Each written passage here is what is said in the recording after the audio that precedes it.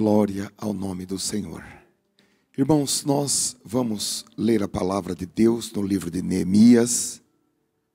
Nós estamos focados em um estudo da palavra de Deus sobre liderança eficaz, a partir da vida, do exemplo, do ministério, da dedicação de Neemias, que foi mais do que um construtor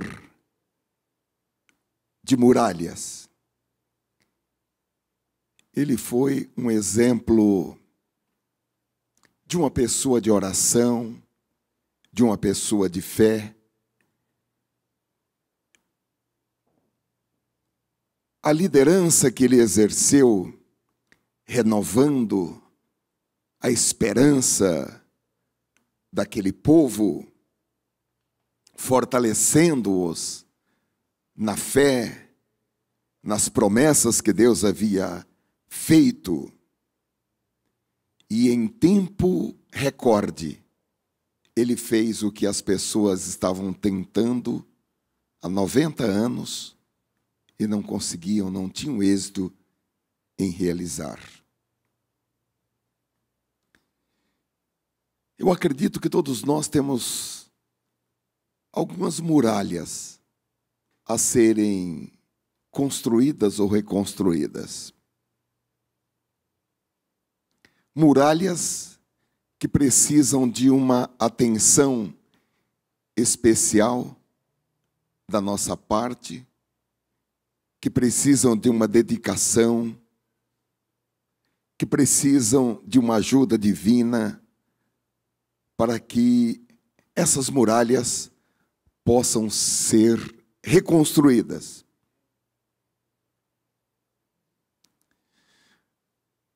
Todos nós enfrentamos inimigos do tipo tentações, medos, pensamentos negativos, fracassos na vida. Enfim, meus amados irmãos, são tantas investidas de inimigos que às vezes nós falamos, esse é maior do que eu posso resistir. O pessimismo,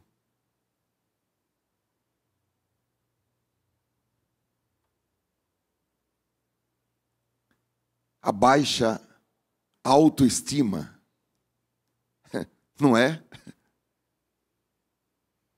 São muitos inimigos. Precisamos estar com os nossos muros tapados.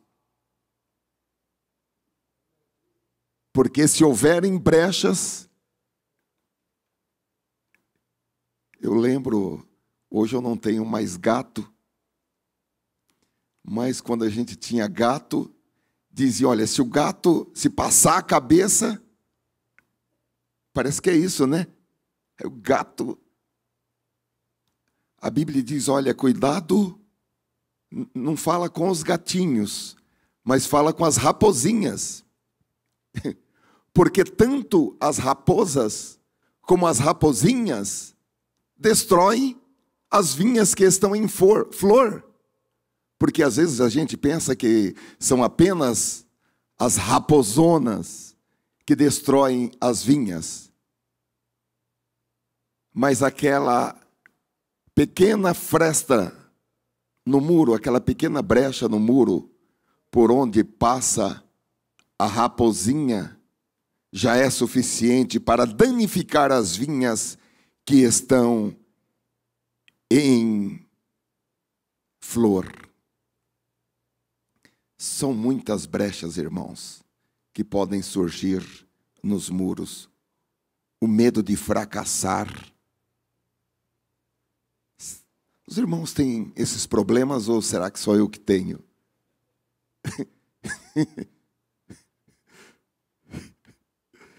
Mas a palavra de Deus, irmãos, nos dá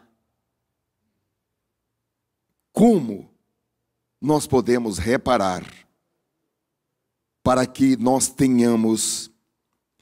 estejamos assim numa cidadela, numa fortaleza. Glória ao nome de Jesus. É o habitar no esconderijo do Altíssimo. É estar sob a sombra do Onipotente. Glória ao nome do Senhor. E Neemias, irmãos, ele nos leva a descobrir como fazer isso. Porque se deu certo para Neemias, e com Neemias vai dar certo para você também. Seja você irmã para edificar a sua casa. Porque a Bíblia diz que toda mulher sábia edifica a sua casa. É uma responsabilidade das senhoras. Deus escolheu as senhoras para edificar a sua casa. Espiritualmente, emocionalmente e, por incrível que pareça, até materialmente. Bendito seja o Senhor. Deus dotou as senhoras de uma capacidade muito grande.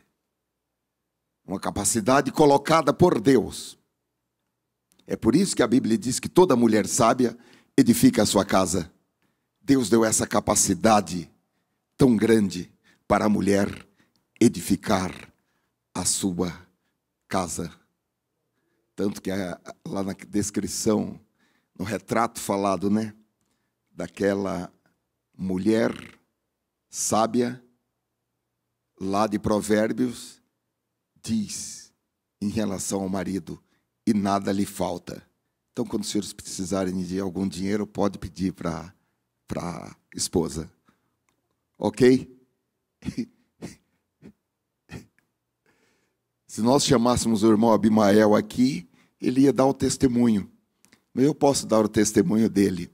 O testemunho dele é o seguinte: olha, irmãos, roubaram o meu carro lá no supermercado tal e ficaram quantos meses sem pagar?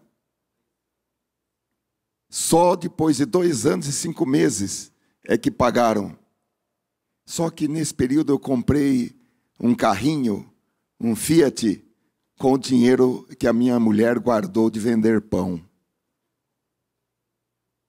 Amém? Glória a Deus.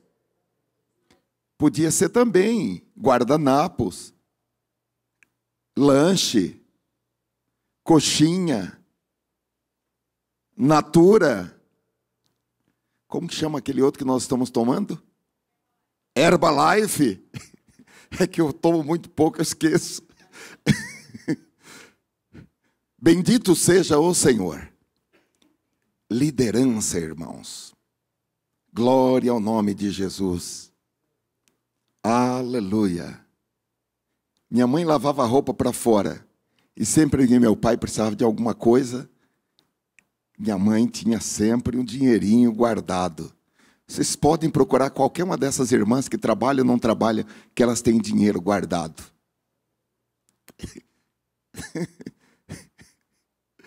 Bendito seja o Senhor.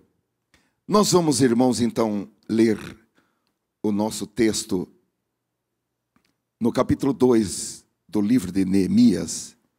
Nós vamos ler a partir do versículo 11. A palavra de Deus para a transformação dos nossos pensamentos. O nosso título hoje é: o que acontece quando a prudência e o entusiasmo andam juntos? Há um texto, irmãos, no livro de Romanos, capítulo 12, que Paulo faz um apelo veemente. Ele diz: rogo-vos, pelo amor de Deus, pela compaixão de Cristo, que apresenteis os vossos corpos.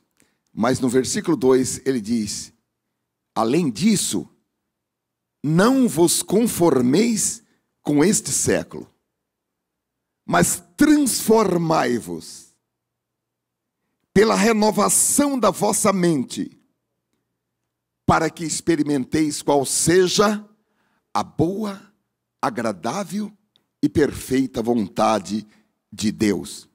Paulo estava dizendo: façam diferente, sejam diferentes, façam a diferença. Então nós temos que encontrar na palavra de Deus essa maneira de nós nos transformarmos, porque não existe outro modo para experimentar a boa, agradável e perfeita vontade de Deus, a não ser mediante a renovação da mente, a mudança do entendimento, afastar-se da rotina, fazer de forma diferente. Mesmo que a nossa experiência, a do nosso pai, a da nossa mãe, tenha sido muito boa, tenha sido enriquecedora, mas nós podemos, com tudo isso, transformar-nos pela palavra de Deus.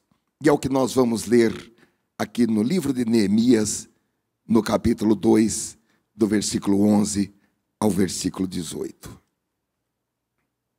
Nos diz o versículo 11: assim cheguei a Jerusalém e estive ali 3 dias. Levantei-me de noite, eu e uns poucos homens comigo, e não disse eu a ninguém o que o meu Deus me pôs no coração para fazer em benefício de Jerusalém. Não havia comigo animal algum, senão o que eu estava montado. Saí de noite pela entrada do vale, em direção à fonte do dragão, e até a entrada do esterco, e contemplava os muros de Jerusalém, que estavam demolidos, e as suas portas que tinham sido consumidas do fogo. Passei a entrada da fonte e a piscina do rei, porém, não havia lugar por onde pudesse passar o animal em que ia montado. Subi de noite pela torrente, contemplei os muros, e voltando entrei pela entrada do vale e assim voltei. Os magistrados não sabiam aonde eu fui, nem o que eu fiz. Nem ainda o tinha dito aos judeus, nem aos sacerdotes, nem aos nobres, nem aos magistrados, nem aos mais que faziam a obra. E lhes disse: vós vedes o triste estado em que nos achamos, como Jerusalém está deserta, e as suas portas consumidas do fogo. Vinde e reedifiquemos o muro de Jerusalém, para que não sejamos mais opróbrio. Referi-lhes como a mão do meu Deus me fora favorável, e as palavras que o rei me tinha falado. E eles disseram: levantemo-nos e edifiquemos. Fortaleceram as suas mãos para a boa obra. Amém. Irmãos, a chegada de Neemias em Jerusalém representava uma coisa nova para aquela cidade e toda aquela região. Certamente aquela cidade já recebera muitos enviados pelo rei da Pérsia, a maior parte deles auditores, para verificar como estavam o pagamento dos impostos, dos tributos e outras condições sociais e políticas daquela cidade, visto que aquela cidade tinha uma fama de uma cidade revoltosa, e era preciso exercer um certo controle, vamos dizer, geopolítico, sobre aquelas pessoas. E agora chegava um novo emissário do rei.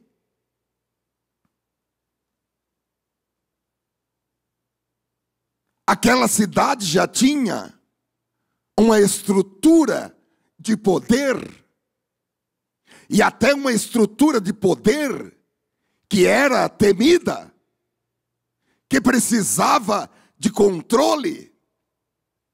E agora chegava Neemias, um homem da confiança do rei, da intimidade do rei, um homem que tinha um convívio próximo com o rei, e ele trazia em suas mãos cartas com a autoridade do rei. Ele era acompanhado por oficiais e por cavaleiros do rei.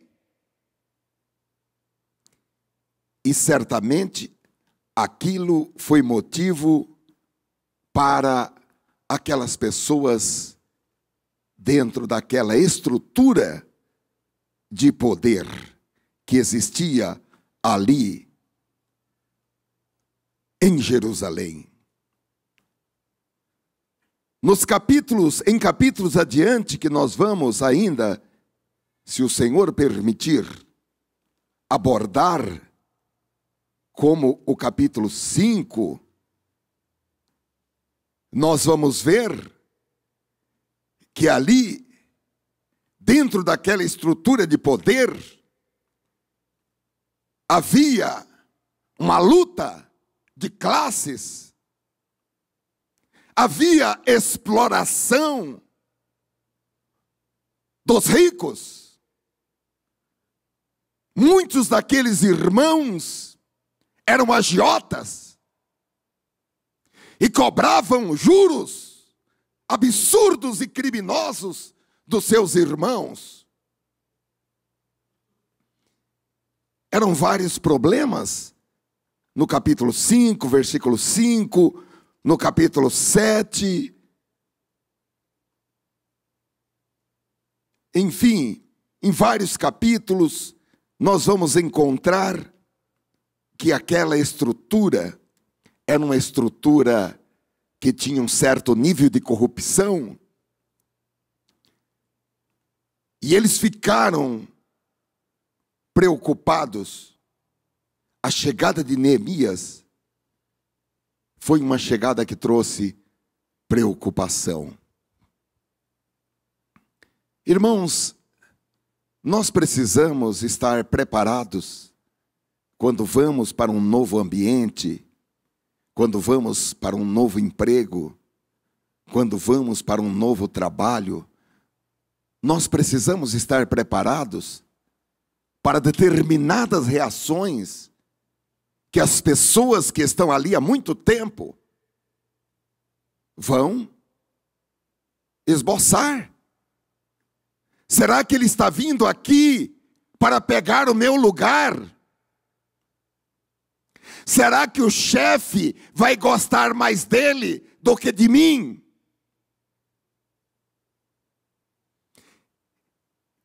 Enfim, meus amados irmãos, aqui havia uma preocupação com a chegada de Neemias. E nós precisamos aprender a tratar com a recepção que não é calorosa. É muito gostoso nós chegarmos num lugar e todos cantarem: sois bem-vindos, campeões de Jeová, parabéns, mas não fingidos, a congregação vos dá. Mas você pode ir para uma igreja e as pessoas gostavam tanto do pastor que estava antes, que a hora que você entrar, todo mundo vai virar para o outro lado, vai olhar para o teto, vai sair ou vai ficar com nojo de você?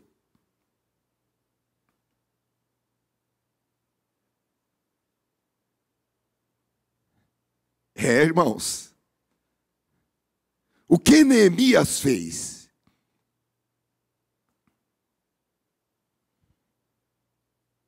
Tudo o que ele diz é: cheguei a Jerusalém, onde estive por 3 dias. E nós podemos perguntar o que foi que ele fez nesses 3 dias, ou durante esses 3 dias que ele esteve lá em Jerusalém.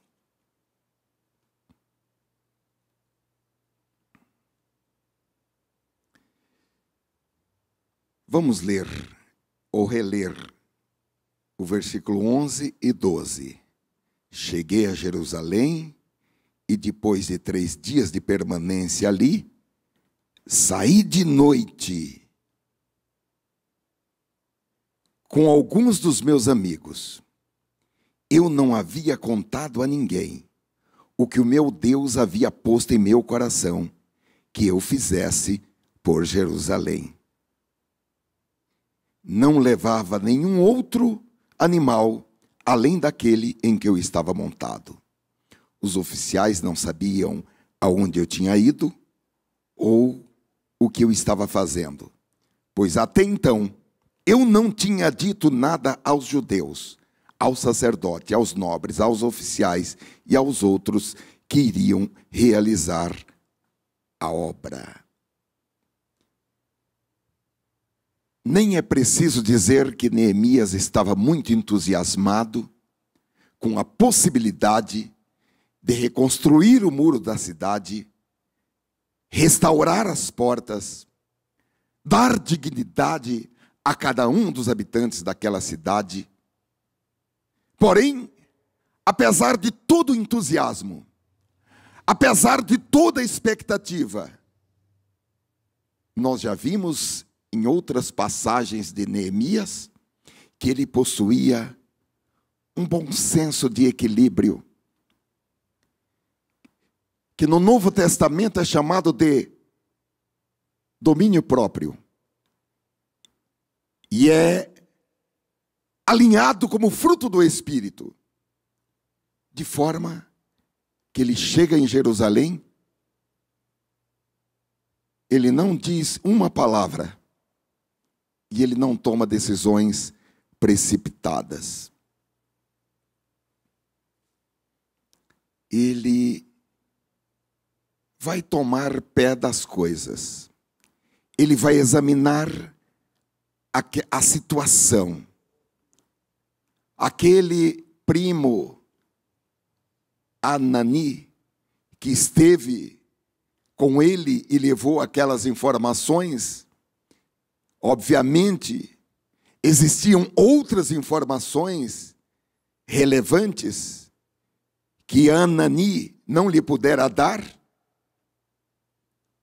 Além do mais, quando nós lemos esse capítulo 3, nós ficamos pensando, eu acho que ele esteve esses 3 dias planejando a sua estratégia, avaliando as pessoas que estariam trabalhando, calculando outros recursos que seriam necessários, preparando uma forma de conversar com as pessoas, ou mesmo esperando o momento, vamos dizer assim, psicologicamente correto, para que ele pudesse falar os planos que ele tinha em mente.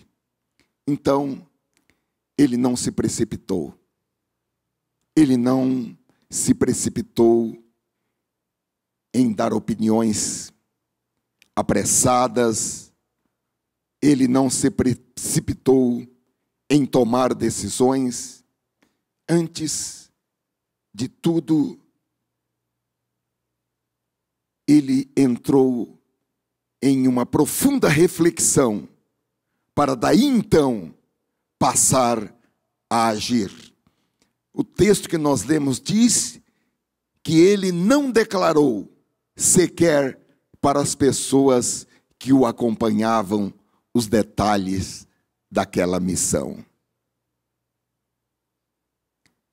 Só depois de ter ciência é que ele reuniu os líderes e aqueles que estariam engajados na obra e expôs a eles o que Deus havia colocado em seu coração e os convidou para enfrentar aquela obra. Ele tinha o apoio do rei? Tinha. Ele tinha o status de governador? Tinha. Ele tinha um documento assinado e selado pelo império. No entanto, como um homem de oração, como um homem de fé, ele teve a prudência de esperar. E agora, meus amados irmãos, ele sai e chama algumas poucas pessoas. De noite me levantei, eu e poucos homens comigo. Apenas pessoas da sua extrema confiança. E o texto diz que ele saiu em uma, vamos dizer assim, viagem de inspeção, olhando cada parte do muro, olhando cada uma das portas. E eu fiquei pensando um negócio, eu falei isso hoje para uma pessoa, que é preferível estar com poucas pessoas, até com pessoas com pouco conhecimento técnico, mas que sejam sinceras, do que estar com sumidades, entre aspas, que tem o espírito de Judas.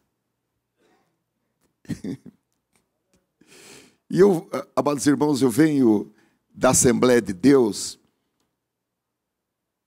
de uma época que poucas pessoas na Assembleia de Deus sabiam ler e escrever. A maior parte eram analfabetos. Ou sabiam ler assim de forma muito rudimentar.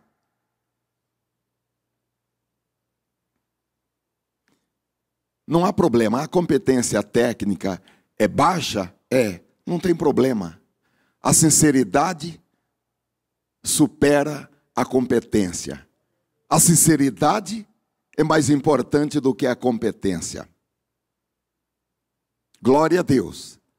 A letra mata, o espírito vivifica. Então, ele se fez acompanhar de um pequeno número de pessoas. Convidei apenas alguns poucos homens. Os irmãos lembram quando Jetro aconselhou Moisés, lá em Êxodo capítulo 18, versículo 21? Ele disse, olha, escolha dentre todo o povo homens capazes, tementes a Deus, dignos de confiança e inimigos de ganho desonesto, e estabeleça-os como chefes de 1.000, de 100, de 50 e de 10. E Neemias, ele não declarou para ninguém o que havia em seu coração, o que Deus havia colocado em seu coração para realizar em Jerusalém. Eu gostaria de destacar, em razão disso, 4 palavras importantíssimas. Primeira, discrição. Discrição. O homem de Deus e a mulher de Deus devem ser discretos, assim como discreto é o Espírito Santo. Eu lembro que numa oportunidade que o pastor Messias pregou aqui, ele até disse o seguinte: às vezes uma palavra na igreja e o Espírito Santo fala para mim: disfarça, para ninguém ver que é com você. Disfarça, para ninguém saber que é com você. Glória a Deus. Discrição, silêncio, cuidado e paciência. São 3 palavras importantes para o homem e para a mulher de Deus. Aleluia. E estão envolvidas na prudência. Neemias, ele soube esperar. Apesar do seu entusiasmo, apesar daquele momento ser o ápice de orações, de lágrimas e de jejuns, ele estava na terra, ele pôs o pé na terra, porém, ele soube esperar o momento certo para dizer para o povo qual era o propósito da sua visita. E ele guardou segredo, e ele guardou silêncio sobre aquilo que ele pretendia fazer. Nós podemos dizer que ele soube dizer a coisa certa, no tempo certo, no lugar certo e para as pessoas certas. Isso é importante. Saber falar no tempo certo, no lugar certo, para as pessoas certas e a coisa certa. Há um versículo no livro de Provérbios, capítulo 25, versículo 11, que diz assim: a palavra proferida no seu tempo é como maçãs de ouro em cestos de prata. Não é lindo isso? A palavra falada no seu tempo é como maçãs de ouro em cestos de prata. Parece-me que, se os irmãos lembrarem qual profeta, se é Isaías ou Jeremias, que diz: o Senhor me deu uma língua erudita, para que eu possa dizer uma palavra àquele que está cansado no tempo certo. Até para aquele que está cansado, que está deprimido, que está oprimido, a palavra é erudita, a palavra é consoladora, a palavra é solucionadora, mas tem que ser falada no tempo certo. Sobre esse negócio de falar boas palavras no tempo errado, Jesus foi muito cirúrgico quando ele falou: não dê pérolas aos porcos. A palavra é certa, mas, por exemplo, você vai falar de Jesus para o cara que está embriagado. Espera passar a ressaca, a pingaiada e a ressaca, aí você fala a palavra erudita, a palavra certa. Então a palavra proferida no seu tempo é como maçãs de ouro em cestos de prata.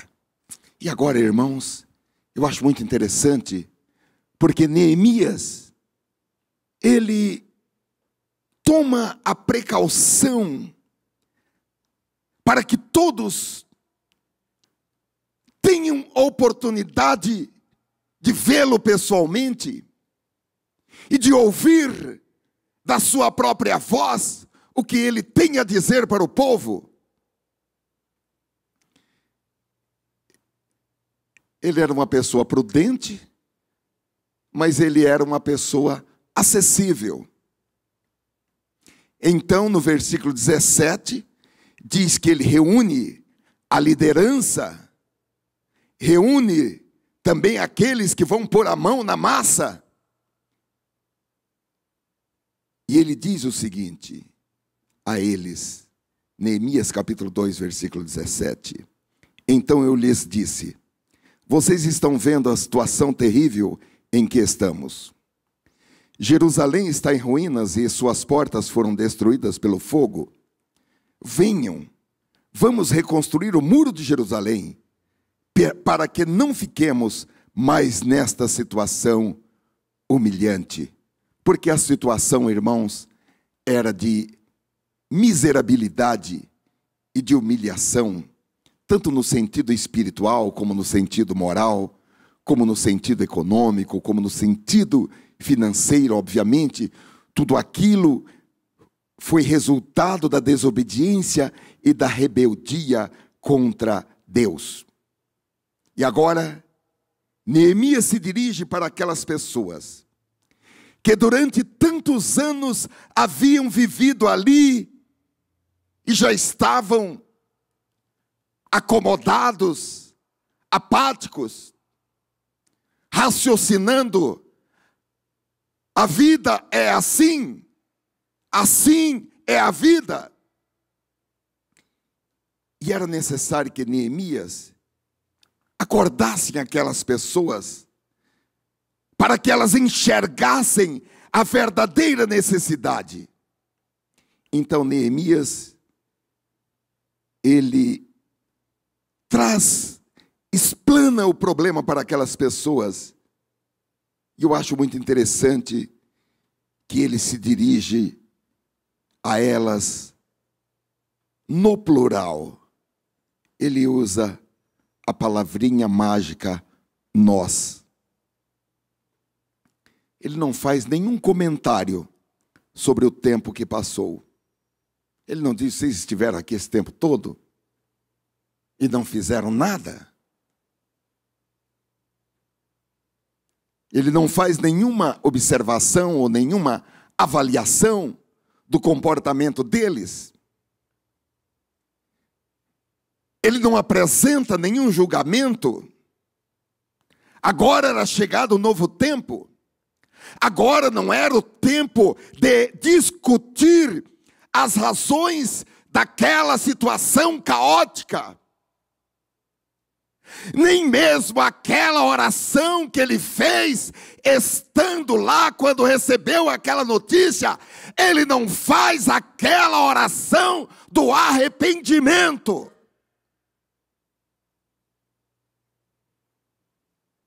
Porque às vezes nós arrumamos um jeitinho assim na oração de dar uma carcadinha.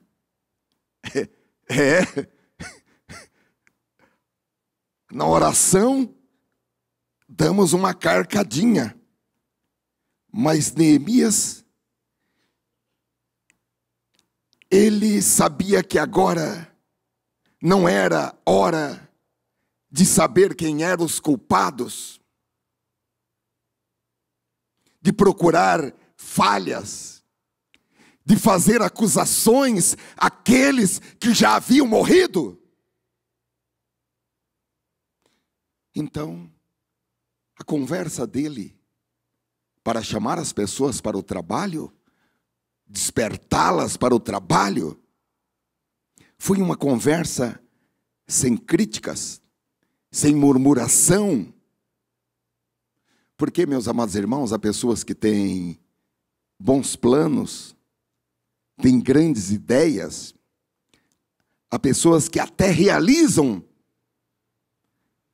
Mas, olha, eu vou fazer, mas quero deixar claro a minha crítica.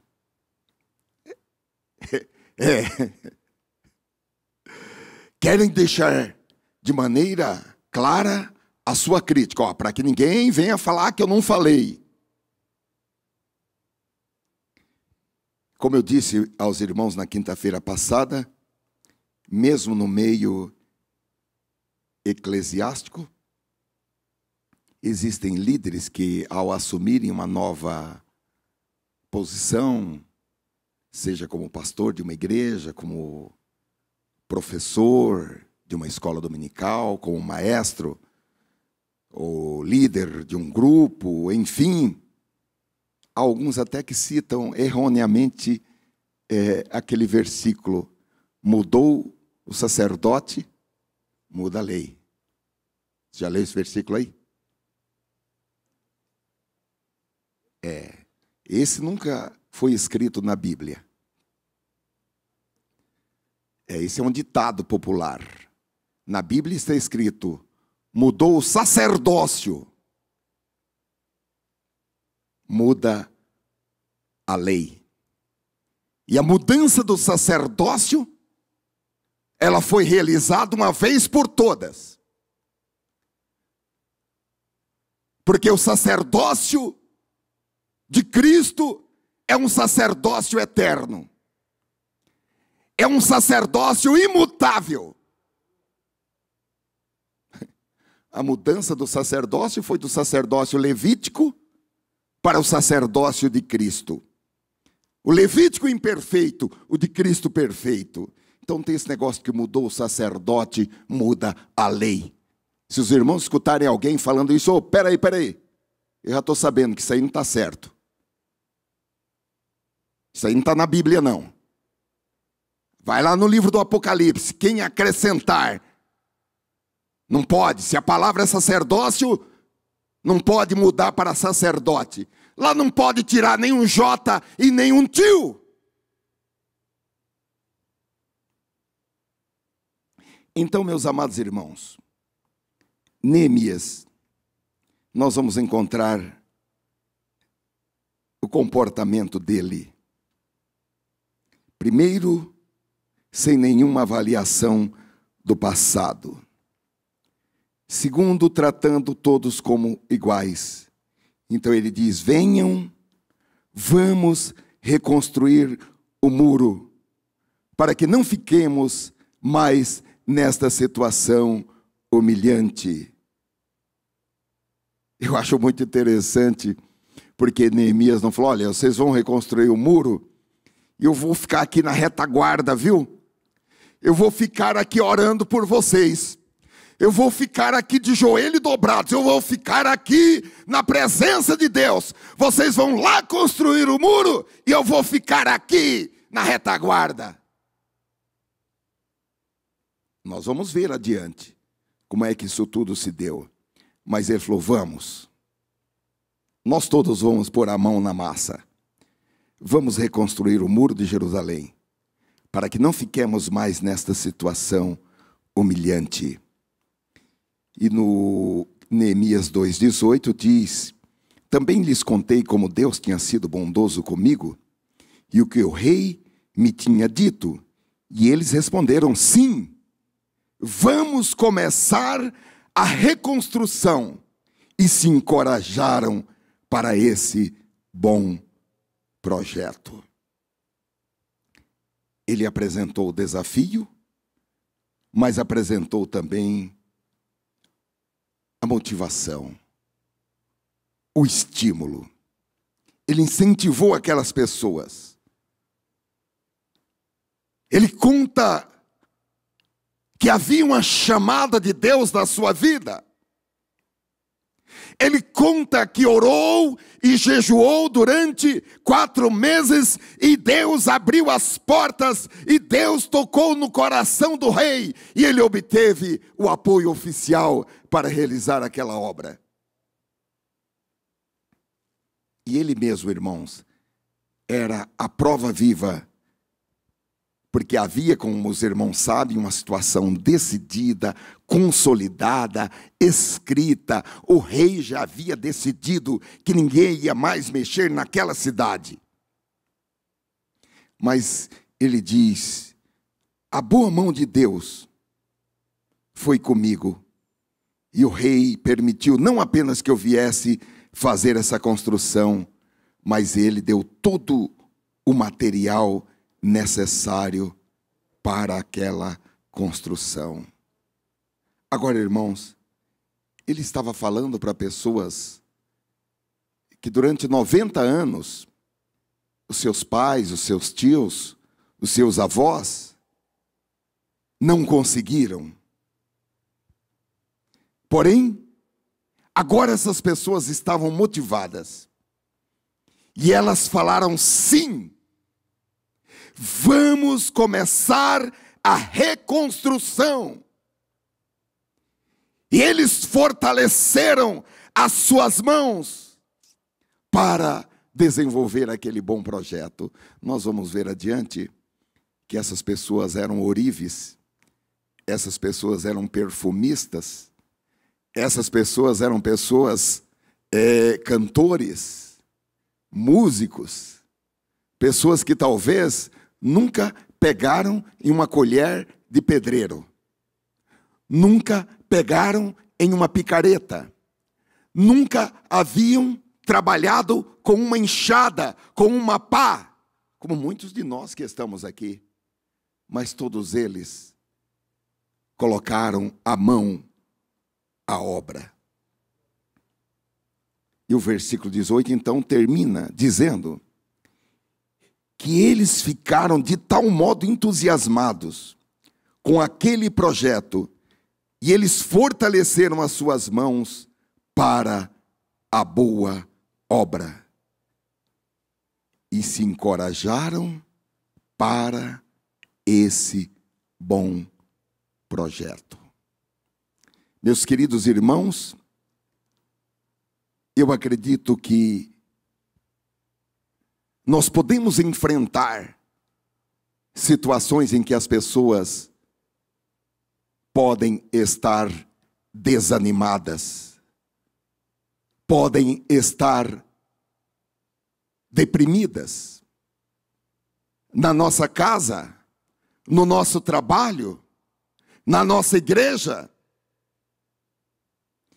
E cabe a nós, como homens e como mulheres de Deus, encontrar na palavra de Deus, encontrar na revelação da palavra e do Espírito Santo uma forma de motivar essas pessoas a colocarem a mão na massa, a fortalecerem as suas mãos para o desenvolvimento de toda boa obra. E a Bíblia diz que Deus nos congrega na igreja e nos dá a sua palavra, e nos dá a palavra da profecia, e nos dá o ensino aprofundado por meio de mestres, de doutores, de professores da palavra, para que todo homem e toda mulher de Deus, sem exceção, do mais novo ao mais velho, seja plenamente habilitado, preparado, equipado para a realização de toda boa obra. Não há nada que um crente não possa fazer. Não há nada que um crente que tenha a palavra de Deus fervendo dentro dele não possa realizar para a honra e a glória do Senhor Jesus. Mesmo aqueles que nunca tinham assentado um tijolo, eles foram para a construção e trabalharam, não somente como pedreiros, mas eles trabalharam, nós vamos ver isso adiante, numa espécie de dublê, pedreiro e soldado ao mesmo tempo. Glória a Deus.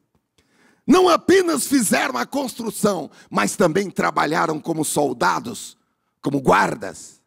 Porque numa mão estava a espada, na outra mão estava a pá, a colher de pedreiro, a picareta. Bendito seja o nome do Senhor. Então, o versículo termina: sim, vamos começar a reconstrução. E fortaleceram as suas mãos para a realização daquela boa obra. Amém, irmãos? Glória ao nome de Jesus. Vamos orar por um instante. Ó Senhor, nós estamos admirados pela forma como este servo trabalhou, pela sabedoria que o Senhor lhe deu, para que ele pudesse, Senhor, motivar essas pessoas.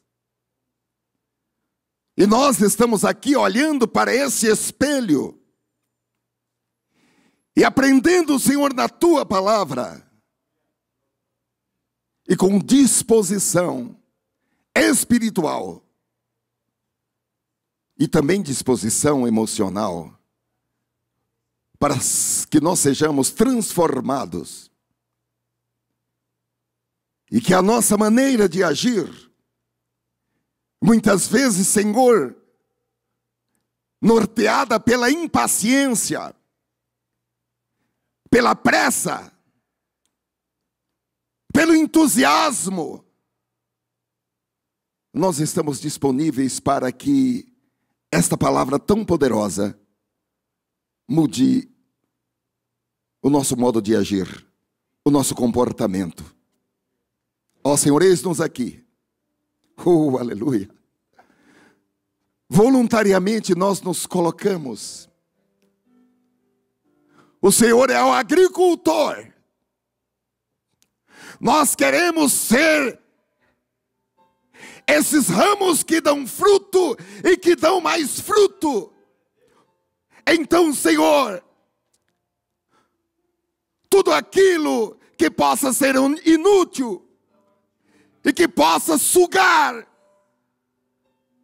esta seiva preciosa que vem de Ti, o Senhor pode remover, pode fazer a cirurgia, pode cortar. Aleluia. Oh, bendito és Tu, Senhor. Nós queremos, Senhor, ser vasos de honra para Ti.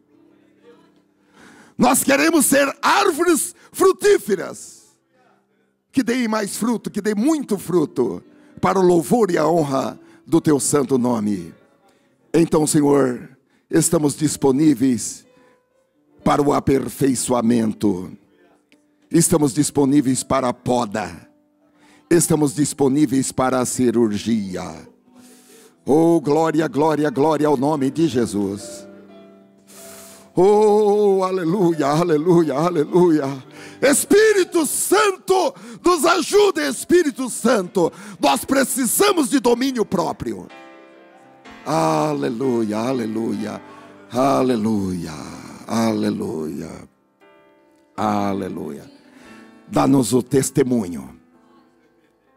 Dá-nos o testemunho, para que nós compartilhemos o testemunho daquilo que a Tua boa mão, Senhor, já tem feito por nós, de tudo que a Tua boa mão fizer por nós. Oh, aleluia, aleluia. Abençoa cada irmão, cada irmã, do mais novo, mais velho que está aqui nesta noite, e aqueles que estão conosco pela internet. Ó Senhor, que cada um de nós, presentes ou à distância, sejamos tocados pelo Espírito, tocados pela palavra. Oh, aleluia, para que possamos estar preparados para o exercício de toda boa obra. Fortalece as nossas mãos, Senhor. Fortalece as nossas mãos. Oh, aleluia. Mesmo aqueles que estão com os joelhos desconjuntados, coloca-os de pé nesta noite, pelo poder do Teu Espírito Santo. Aleluia. Em nome de Jesus.